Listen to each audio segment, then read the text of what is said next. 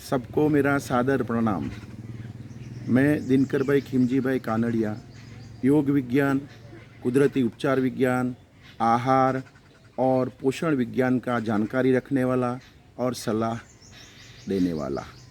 आज का मेरा विषय है सारे जहां को जीतो, रामदेव आश्रम में आके। सारे जहां को कैसा जीतना है, कैसे जीतना है, सारे ब्रह्मांड को कैसे जीतना है, वो अगर हमें सीखना है तो हमें रामदेव आश्रम जाना पड़ेगा। रामदेव आश्रम जाके उसके संचालक दीपक भाई का हर एक वर्तन, हर एक दैनिक क्रिया, हर एक बाबत को देखना पड़ेगा।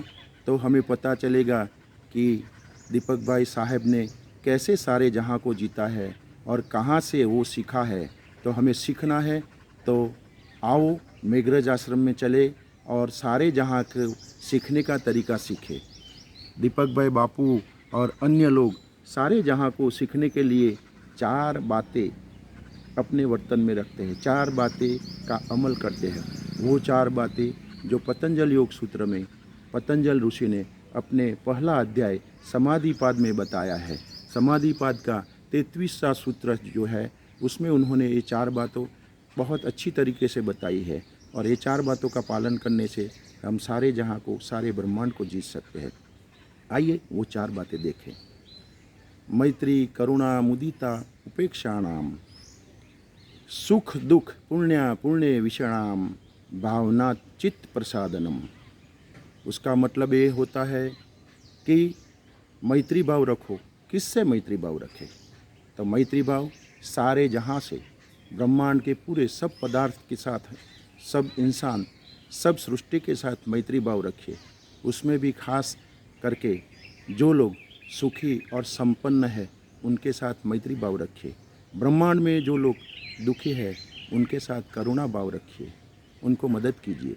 और ब्रह्मांड के लिए ऐसे पुण्यशाली आत्मा है जो पूरे ब्रह्मांड के लिए वो अच्छे कार्य करते हैं, तो उनकी कार्यों को देखो, उनको बढ़ावा दो और वो कार्यों को प्रशंसा करो।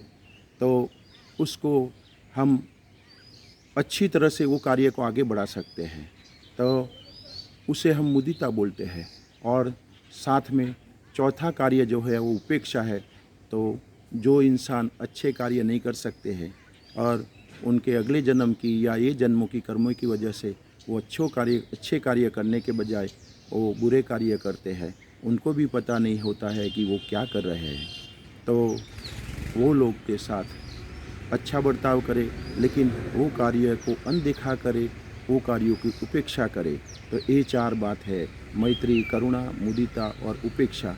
4 बातों का पालन अपने जीवन में करेंगे तो हम पूरे ब्रह्मांड को जीत सकेंगे। जैसे दीपक भाई साहब ने जीता है, पूरे ब्रह्मांड को अपना बनाया है।